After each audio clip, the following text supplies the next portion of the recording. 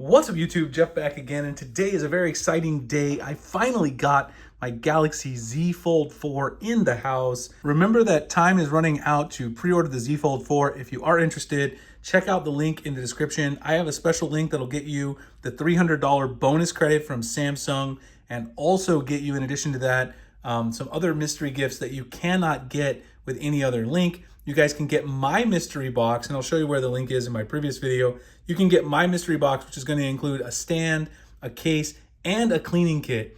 I made a video on this the other day, but a lot of people have been getting this deal, and it's a much better deal than you can get in the regular Samsung site. You see right there my link. Just tap that link, open it. It'll take you right here to the Samsung site, and you can see right there, you go in there, you get that bonus $300 Samsung credit, which you can't get on Samsung's website. So definitely use that if you're thinking about switching to a Z Fold 4. As you guys can see, I got the beige, AKA gold colorway of the Z Fold 4. I just put all my info in, set it up today.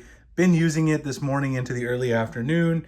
But since I've been using it, I gotta be honest, I've been a bit conflicted about the Fold overall being my daily driver. So today I kind of wanted to break it down and talk about S22 Ultra versus Z Fold 4, just in a more casual way, because I know there's a lot of people out there who are thinking about switching from either the S22 Ultra or another traditional slab phone like the S21 Ultra and switching over to the foldable, and just talk about some of the things that I've experienced so far in using the Fold and tell you what I think about it in a daily perspective, daily use situation. So obviously, these are two completely different form factors. So if you're asking yourself if you should upgrade from the S22 Ultra to the Z Fold 4, you're probably someone who loves tech like I do because you want the new shiny thing, but you also want to make sure that this form factor is going to work for you in a daily sort of fashion, your daily workflow, etc. So I can tell you a couple of things that make me nervous about switching to the Z Fold 4. First of all, you can see that even though Samsung made the screen wider, it is wider than last year. If you take a look at something like Twitter, look at the difference in your Twitter feed on the S22 Ultra versus the Z Fold 4.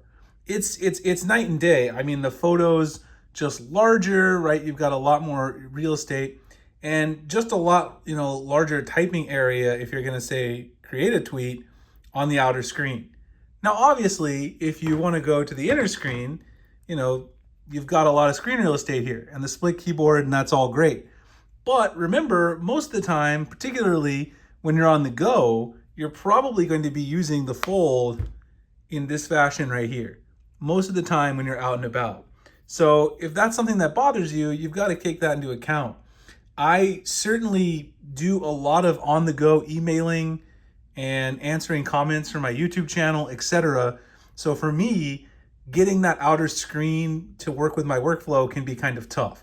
And it is wider. I will tell you specifically, because a lot of people ask this question, do I think there's a substantial difference between this device and the Galaxy Z Fold 3? And just using it today since I got it, there's definitely a substantial difference. The typing experience is in general a lot better.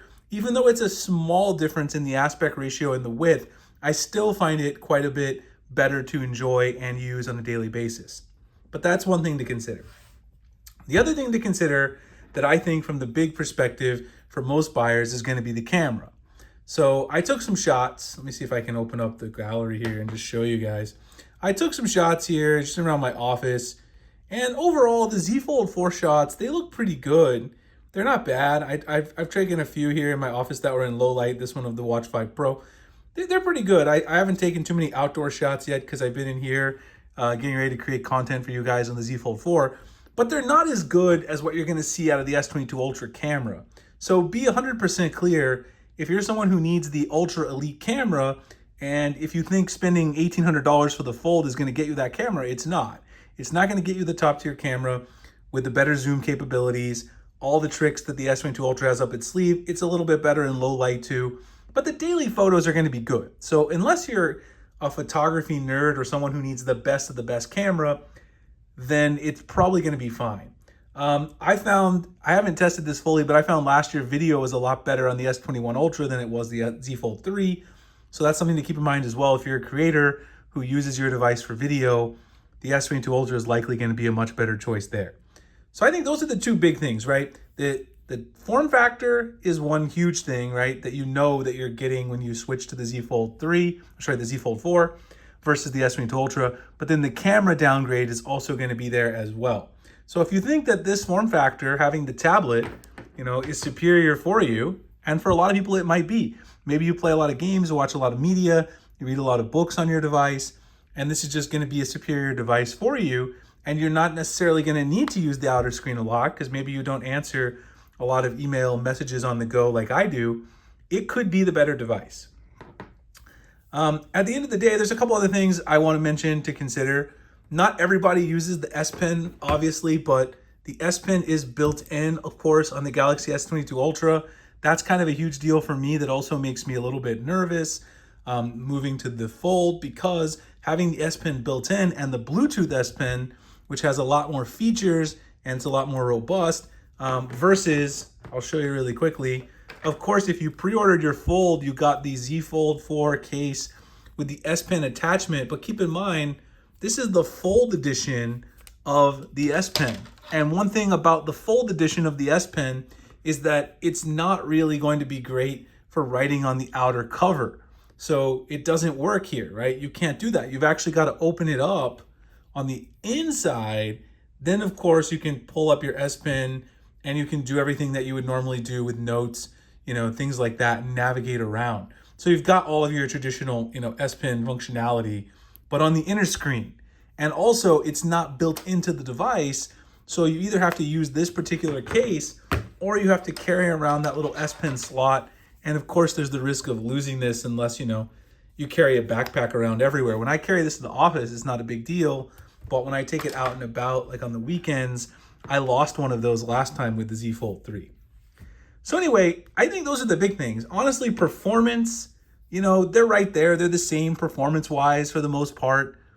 Battery life, they're both going to be pretty good on battery. The S22 Ultra has been really, I think, good on battery, about 6 hours screen on time for me. I consider that good with mixed usage of 5G and Wi-Fi. The Fold's also going to get good battery life. This phone's got a huge cell in it. It'll probably be similar to the Fold 3. Software experience. I will say one thing I do like about the Fold, I think a lot of people have mentioned this, the taskbar at the bottom of the Fold. I mean, this is fantastic down here. Of course, you got One UI 4.1.1 running on the Fold. You still got One UI 4.1 on the Galaxy S22 Ultra, but I am running the One UI 5 beta. That is a big benefit of having the S series, is you get to run the betas first, but the Fold will also get One UI 5 eventually as well. So that's not a huge concern. I don't really think there's any other huge concerns. It's really the form factor, the camera, and then perhaps that S Pen if that's a big deal to you. Anyway, I hope this helps you guys make a better buying decision at the end of the day. I want to give you guys the best tools to make a good buying decision. If you are thinking about buying, again, check out my links in the description. If you use my link, you can still get my mystery box, which has a free stand, a case, cleaning kit in it. Those are shipping to people who ordered them, pre-ordered those this week, and those will be going out. I still have some more on my website. You also get $300 Samsung credits still for the pre-order phase if you use my link, and some other deals that you can't get on Samsung's website. So if you want to buy one, definitely check that out.